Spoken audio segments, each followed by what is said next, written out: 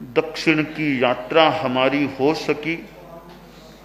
और यह विशेष बात की साध्वी प्रमुखा जी हमारे साथ में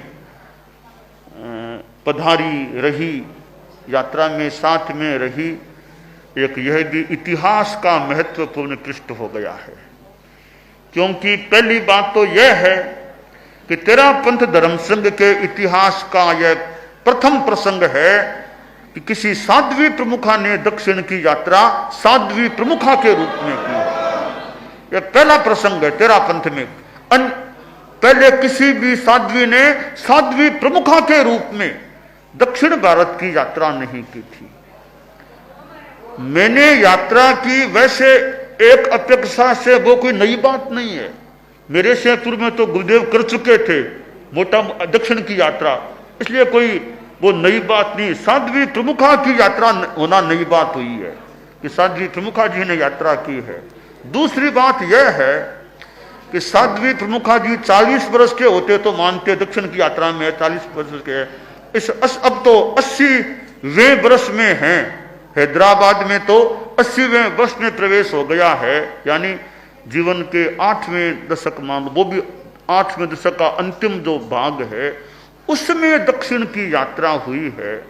यह और भी एक अपने आप में विशेष बात हो जाती है कि इस 8वें दशक के इस इतनी उम्र में दक्षिण की यात्रा। और तीसरी बात यह है कि अपने ऐसे जीवन, साध्वी जीवन में 2 बार दक्षिण की यात्रा हो रही है। एक बार तो गुरुदेव तुलसी के साथ की, वो एक साध्वी के रूप में कर ली, बाद में हमारे साथ साध्वी प्रमुखा जी के रूप में यात्रा की है। तो 50 वर्ष पहले करीब जो यात्रा की, मानो उसकी स्मृतियां फिर ताजा हो गई होगी इस यात्रा में कि इधर की यात्रा हुई थी, तो पुनः यात्रा हुई है। तो हमारे साथ साध्वी प्रमुखा कनक प्रभा जी भी इस यात्रा में रही है। यह ऐसा होना मानो कि यात्रा को विभूषित करने वाला बन गया है कि साध्वी प्रमुखा जी इस यात्रा में साथ रही है। जैसे शरीर होता है, फिर आदमी अलंकार धारण कर ले तो शरीर का सौंदर्य बढ़ जाता है।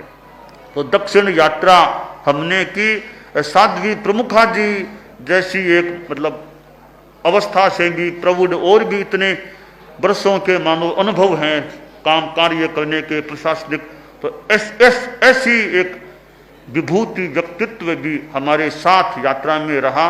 यह एक यात्रा में और 4 चांद लगाने वाला या यात्रा को विभूषित करने वाला मानो प्रसंग बन गया।